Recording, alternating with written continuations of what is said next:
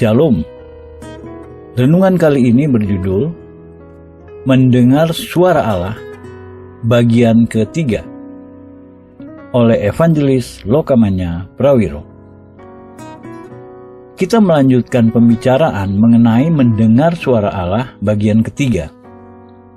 Apakah kita tahu ketika kita minta Allah memimpin dan menuntun kita, Dia akan melakukannya? Atau kita tahu ketika kita minta Dia berbicara kepada kita, Dia akan melakukannya? Dan apakah kita tahu bahwa setiap hal yang Ia katakan akan bekerja dan berhasil dalam hidup kita? Jawabannya, segala sesuatu yang Ia katakan akan menghasilkan kebenaran dalam hidup kita. Allah memiliki perspektif kekal. Kita tidak tahu apa yang akan terjadi besok. Allah tahu apa yang akan terjadi dalam kekekalan. Bukti bahwa Yesus hidup adalah Ia berinteraksi dengan kita. Ini bukan sebuah agama mati yang menyembah patung atau dewa yang ada di satu tempat dan tidak berinteraksi dengan kita. Yesus berinteraksi dengan kita. Interaksi itu adalah bukti bahwa Ia hidup dan berbicara. Bukti lain kita mendengar Allah adalah karena hubungan kita dengan Dia. Ketika kita memiliki hubungan pribadi dengan Yesus, Yesus berkata dalam Yohanes 10 ayat 27-28, "Domba-dombaku mendengarkan suaraku, dan aku mengenal mereka, dan mereka mengikut aku, dan aku memberikan hidup yang kekal kepada mereka, dan mereka pasti tidak akan binasa sampai selama-lamanya, dan seorang pun tidak akan merebut mereka dari tanganku." Domba-dombaku mendengar suaraku. Jika kita percaya kepada Yesus, jika kita orang Kristen, kita harus bisa mendengar suara Allah. Jika kita tidak mendengar suara Allah, kita harus prihatin mengenai itu. Kita akan berbicara bagaimana caranya mendengar suara Allah. Yesus berkata, "Domba-dombaku mendengar suaraku." Setiap orang yang percaya kepada Yesus Kristus harus bisa mendengar suara Allah. Membuktikan Yesus hidup. Membuktikan kita memiliki hubungan pribadi dengannya. Mendengar Allah juga bukti bahwa Yesus adalah Tuhan atas hidup kita. Jika kita membuat Yesus Tuhan atas hidup kita, kita perlu mendengar Dia agar dapat menuntun hidup kita. Membuat Yesus Tuhan atas hidup kita adalah dengan mengatakan, "Bapa, saya tidak mengendalikan hidup saya lagi. Engkau yang mengendalikan saya. Saya menyerahkan kendali atas hidup saya kepadamu. Dengan kata lain, saya tidak akan menjadi raja di atas takhta dalam hati saya. Saya minta Engkau mulai sekarang menjadi raja di atas takhta hati saya. Engkau akan mengatakan apa yang harus saya lakukan." Kita harus mendengar Allah. Ibrani 6 ayat 1 berkata, "Sebab itu, marilah kita tinggalkan asas-asas pertama dari ajaran tentang Kristus dan beralih kepada perkembangannya yang penuh. Janganlah kita meletakkan lagi dasar pertobatan dari perbuatan-perbuatan yang sia-sia dan dasar kepercayaan kepada Allah." Penulis Ibrani berbicara mengenai prinsip-prinsip dasar kekristenan. Prinsip dasar paling dasar atau basic dari kekristenan adalah pertobatan dan perbuatan-perbuatan yang sia-sia. Apa yang dimaksud di sini adalah hal-hal yang kita lakukan tanpa berkonsultasi dengan Yesus. Perbuatan-perbuatan yang sia-sia adalah apa saja yang kita lakukan di luar dari kehendak Kristus. Oleh karena itu, Dia tidak akan memberkatinya karena Dia tidak memerintahkan kita untuk melakukannya. Kita melakukannya dalam pemberontakan. Dasar prinsip kedua kekristenan adalah kepercayaan kepada Allah. Saya meninggalkan hal-hal yang saya lakukan di luar Kristus, dan sekarang saya meletakkan iman saya kepada Allah untuk memimpin hidup saya. Saya mengimani bahwa Allah akan berbicara kepada saya. Salah satu alasan penting Yesus hidup dalam hati kita adalah Dia menuntun kita sebagai gembala. Ia menuntun kita dalam hidup kita. Apakah kita tahu karena suara Allah dalam hidup kita bisa membuat setiap keputusan dengan benar seumur hidup kita?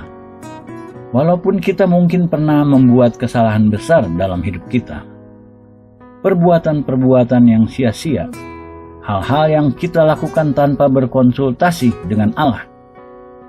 Allah memiliki perspektif kekekalan. Kita tidak tahu apa yang akan terjadi besok. Dia tahu apa yang akan terjadi dalam kekekalan. Kita tidak tahu apa yang ada di hati orang lain. Dia tahu apa yang ada di hati setiap orang. Dia tahu apa yang akan terjadi pada ekonomi. Dia tahu segala sesuatu. Maka ketika kita minta Dia menuntun kita, Dia memiliki master plan. Dan Dia tahu setiap tindakan yang harus kita lakukan dalam hidup kita.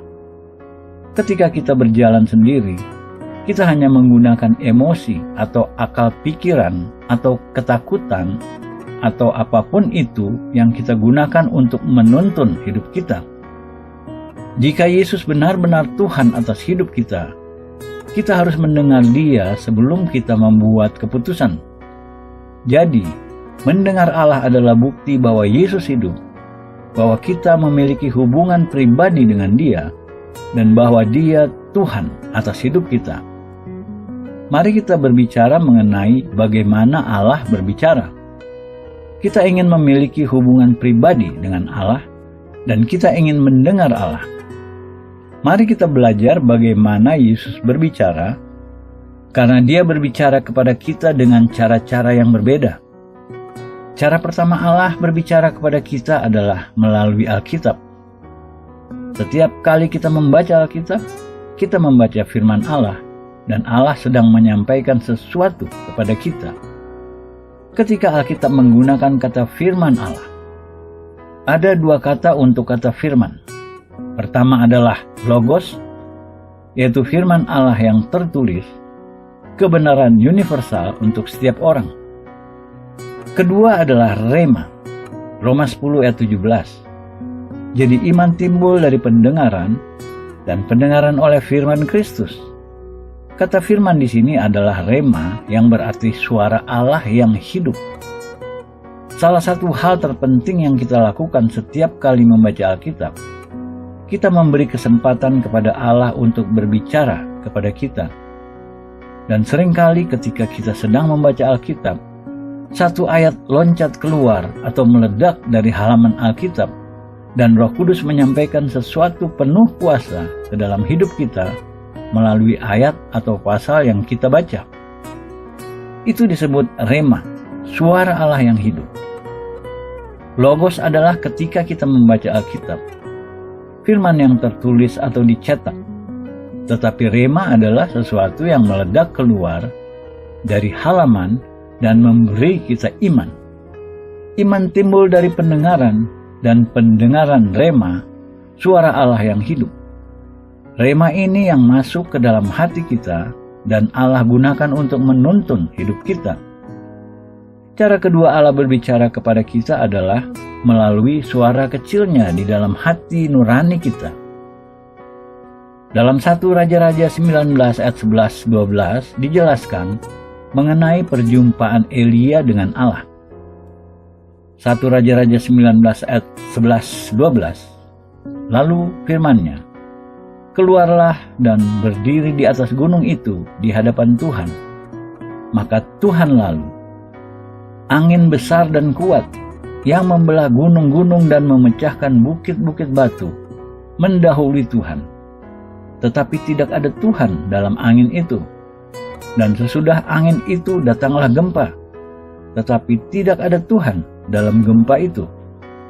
Dan sesudah gempa itu datanglah api, tetapi tidak ada Tuhan dalam api itu. Dan sesudah api itu datanglah bunyi angin sepoi-sepoi basah.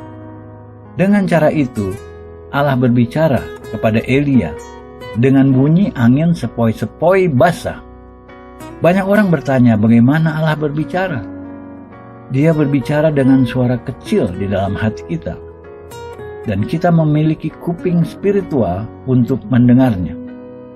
Ketika kita mengalami lahir baru, kita memiliki mata dan kuping spiritual, dan Dia tinggal di dalam kita.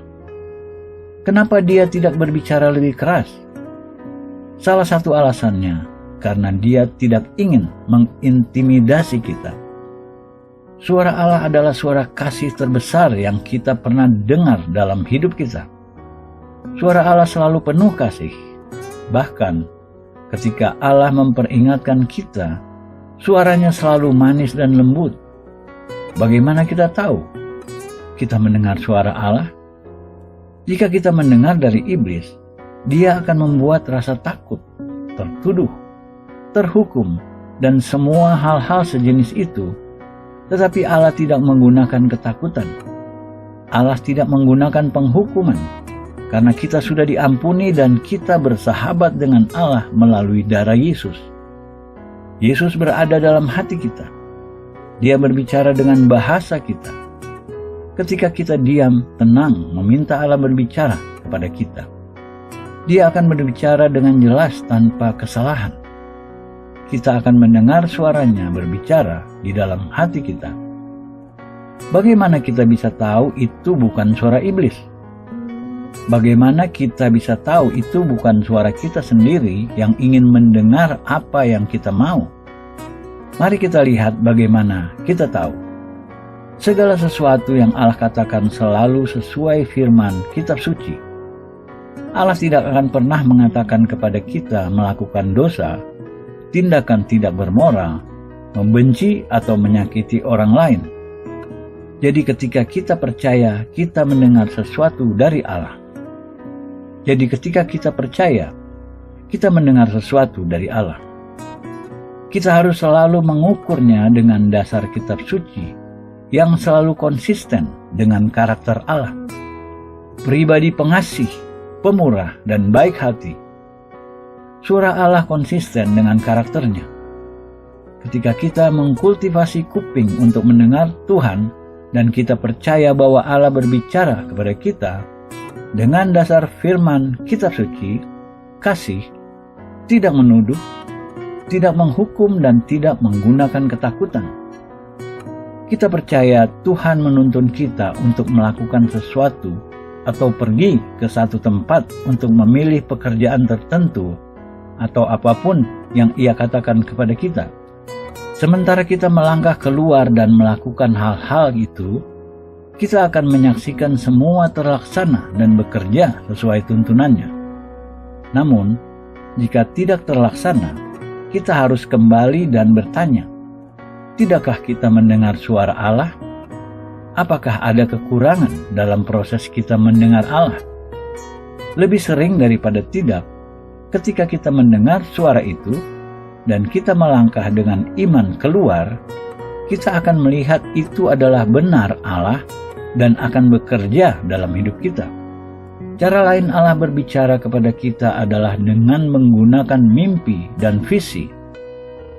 Kisah Para Rasul 2 ayat 17-18 mengatakan, Aku akan mencurahkan rohku ke atas semua manusia, maka anak-anakmu laki-laki dan perempuan akan bernubuat. Teruna-terunamu akan mendapatkan penglihatan-penglihatan, dan orang-orangmu yang tua akan mendapat mimpi. Juga ke atas hamba-hambaku laki-laki dan perempuan, kucurahkan rohku pada hari-hari itu, dan mereka akan bernubuat. Visi terjadi ketika kita melihat sesuatu di hati kita. Allah memberi kita kemampuan di dalam hati untuk melihat sesuatu di luar alam natural. Allah menggunakan hal-hal ini dalam hidup kita karena Allah ingin berkomunikasi, dan kita perlu minta Allah untuk menggunakannya. Kenapa Allah menggunakan mimpi? Karena Allah bisa memotong langsung dan tidak melewati pikiran sadar kita. Kadang-kadang pikiran sadar kita menghalangi kita mendengar sesuatu dari Allah. Kadang-kadang ketika kita berada pada ambang terbangun dari tidur, Allah berbicara sesuatu kepada kita. karena Dia bisa melewati pikiran natural kita. Pikiran natural kita seringkali memblokir apa yang Allah coba katakan. Cara ketiga Allah berbicara kepada kita adalah dengan memberi damai sejahtera di dalam hati kita.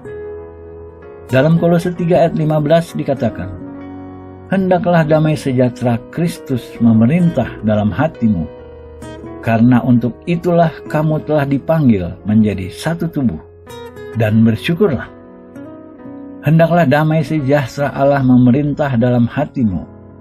Kata memerintah dalam bahasa Yunani brabio, yang berarti bertindak sebagai wasit. Damai sejahtera Allah mewasiti keputusan dari hidup kita. Ingat waktu Yesus melihat murid-muridnya sesudah kebangkitannya. Hal pertama yang Ia katakan adalah, "Damai sejahtera ku berikan padamu." Dalam Yohanes 14 ayat 26-27 dikatakan, "Tetapi penghibur, yaitu Roh Kudus yang diutus oleh Bapa dalam namaku, Dialah yang akan mengajarkan segala sesuatu kepadamu dan akan mengingatkan kamu akan semua yang telah kukatakan kepadamu. Damai sejahtera ku tinggalkan bagimu, damai sejahteraku ku berikan kepadamu, dan apa yang ku berikan tidak seperti yang diberikan oleh dunia kepadamu. Janganlah gelisah dan gentar hatimu." Damai sejahtera adalah sesuatu yang sangat penting, dan kita bisa merasakannya. Damai sejahtera Allah bukan sesuatu yang intangible atau hanya supernatural dan spiritual, melainkan tangible, bisa kita rasakan. Alkitab mengatakan, "Hendaklah damai sejahtera Allah memerintah dalam hidupmu."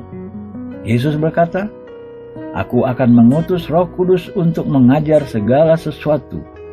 Dia akan membawa damai sejahtera dengannya ketika Ia datang." Sering sekali ketika kita harus membuat keputusan dan kita bertanya kepada Tuhan untuk menuntun. Perhatikan, jika Alkitab berkata, "Jangan lakukan sesuatu," kita harus taat dan tidak melakukannya. Jika Alkitab berkata, "Lakukan," maka lakukanlah. Sangat jelas. Namun, dalam banyak hal, Alkitab tidak mengatakan apa-apa. Alkitab tidak mengatakan mobil apa yang harus kita beli. Alkitab tidak mengatakan rumah mana yang harus kita beli. Alkitab mengatakan prinsip-prinsip bagaimana kita harus mengelola keuangan kita. Alkitab tidak mengatakan jurusan sekolah apa yang harus diambil atau pekerjaan apa yang harus dipilih, atau dengan siapa seseorang harus menikah. Alkitab mengatakan kita harus menikah dengan orang Kristen, tetapi tidak disebut namanya. Alkitab hanya memberi kita prinsip-prinsipnya, sementara kita berkonsultasi dengan Allah dan minta Allah menuntun hidup kita. Damai sejahtera dalam hati penting. Kadang-kadang segala sesuatu tampak betul, tetapi kita hanya tidak memiliki damai sejahtera. Di alam natural, kita melihatnya segala sesuatu betul, tetapi sesuatu di dalam hati kita mengatakan, "Jangan lakukan." Kita mendengar seorang percaya berkata, "Saya tidak memiliki damai sejahtera mengenai sesuatu." Itu pernyataan yang sangat penting, karena Allah sedang memberitahu dia. Tidak adanya damai sejahtera adalah tanda Allah sedang berbicara kepada kita. Kadang-kadang banyak hal tidak mudah dilihat. Kadang-kadang banyak hal kelihatan kabur dari luar dan kita tidak dapat melihatnya dengan jelas. Namun kita memiliki damai sejahtera dalam hati. Beratus-ratus keputusan tidak pernah salah ketika ada damai sejahtera. Keputusan-keputusan yang salah terjadi hanya ketika kita mengabaikan tidak adanya damai sejahtera. Maka penting memiliki damai sejahtera dalam hidup kita, karena Allah sedang berbicara kepada kita. Cara keempat Allah berbicara kepada kita adalah melalui keadaan di sekitar kita. Circumstance. Pintu-pintu terbuka dan tertutup sesuai Wahyu 3 ayat 7. Dan tuliskanlah kepada malaikat jemaat di Philadelphia. Inilah firman dari yang kudus, yang benar, yang memegang kunci Daud. Apabila ia membuka, tidak ada yang dapat menutup. Apabila ia menutup, tidak ada yang dapat membuka. Inilah doa yang harus kita lakukan secara reguler. Allah, tolong tutup pintu-pintu yang tidak dapat dibuka oleh siapapun, sampai kita berjalan sesuai kehendak-Mu yang sempurna. Dan Dia akan menjawab doa kita. Jadilah sensitif terhadap keadaan sekitar kita. Jadilah sensitif terhadap pintu-pintu yang terbuka dan tertutup. Dan ketika pintu terbuka untuk kita, bertanyalah kepada Allah, apakah Dia ingin kita berjalan melalui pintu itu? Sekali lagi, Dia akan memberi kita damai sejahtera dalam hati dan menuntun kita. Namun kadang-kadang Allah menutup pintu dalam hidup kita yang membuat kita menjadi frustasi karena tidak mendapatkan apa yang kita mau. Tanpa disadari, itu adalah pilihan yang terbaik karena Allah mengasihi kita dengan tidak mengizinkan kita melakukan hal-hal tertentu. Cara kelima Allah berbicara kepada kita adalah melalui orang-orang. Sering sekali Allah tidak mengatakan apa-apa secara khusus kepada kita. Amsal 11 ayat 14 berkata, "Jikalau tidak ada pimpinan, jatuhlah bangsa, tetapi jikalau penasihat banyak, keselamatan ada." Kadang-kadang ketika kita tidak tahu keputusan apa yang harus diambil, atau mungkin kita pikir kita tahu tetapi kita membutuhkan konfirmasi, salah satu cara terbaik yang bisa kita lakukan adalah mencari orang percaya dan sukses dalam bidang yang kita butuhkan untuk berkonsultasi dan minta nasihatnya. Sekali lagi harus selalu sesuai firman Tuhan apapun yang mereka katakan. Ini umumnya bagaimana Allah berbicara kepada kita. Ada hubungan interaktif antara kita dengan Allah yang menuntun kita sebagai gembala. Mari kita tutup dengan mengatakan apa yang menghalangi Allah berbicara kepada kita. Pertama, adalah ketidakpercayaan. Jika kita tidak percaya Allah berbicara, Allah tidak akan berbicara dengan orang yang tidak percaya Dia berbicara. Dikatakan dalam Ibrani 11 ayat 6, "Tetapi tanpa iman tidak mungkin orang berkenan kepada Allah. Sebab barang siapa berpaling kepada Allah, ia harus percaya bahwa Allah ada dan bahwa Allah memberi upah kepada orang yang sungguh-sungguh mencari Dia." Kita membutuhkan iman agar bisa mendengar Allah. Dia adalah Allah atas hidup kita. Kita harus percaya Dia mengasihi kita. Kadang-kadang iblis datang kepada kita dan berkata, "Iya betul, Allah berbicara." Tetapi Dia tidak akan berbicara kepada kita karena kita menjijikkan. Allah tidak mengasihi kita. Itu cara iblis berbicara, merendahkan diri dan menghukum kita. Kita harus memiliki iman bahwa darah Yesus menebus seluruh dosa kita, dan kita memiliki iman bahwa kemurkaan Allah sudah diambil pada Jumat Agung. Dan sekarang Bapa Surgawi adalah Bapa kita dan Dia sahabat kita. Kita memiliki iman. Namun kita mendengar suara hukuman dalam hidup kita dari iblis yang mencoba datang menyerang. Karena mimpi terburuk iblis adalah jika kita menjadi sahabat Allah. Karena segala sesuatu yang iblis rancang atas hidup kita tidak bisa terjadi jika kita berjalan bersama Tuhan. Jadi sementara kita mulai berkomunikasi dengan Allah, kita butuh memiliki iman bahwa Allah hidup dalam hidup kita dan dalam hati kita, dan Dia mengasihi kita. Kedua yang menghalangi kita mendengar suara Allah adalah ketidaktaatan. Allah selalu mengasihi kita. Kita tidak harus sempurna untuk mendengar Allah. Namun ketika Tuhan berbicara, jika kita tidak mentaati, Ia akan berhenti berbicara sampai kita memperbaiki diri. Jika Allah berbicara kepada kita dan kita mengabaikan karena tidak suka dan minta pewahyuan baru, respons Allah, "Aku adalah Allah." Dia hanya akan terus berbicara jika kita menghargai suaranya. Ketiga, yang menghalangi adalah kesibukan dan gangguan. Allah tidak berkewajiban mengejar kita. Kita yang berkewajiban mendengar Dia. Ini yang disebut waktu tenang. Ketika kita berdoa setiap hari, karena sangat penting menyediakan waktu tenang sendiri dengan Allah setiap hari, di mana saja, 10 menit atau lebih. Dalam waktu sendiri itu, kita diam dan mengajukan pertanyaan-pertanyaan kepada Allah.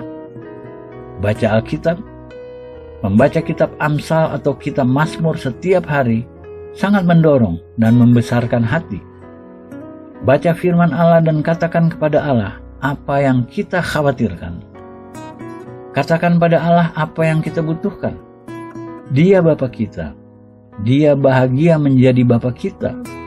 Dan katakan, Tuhan, saya butuh Engkau berbicara pada saya. Lalu kita berdiam diri.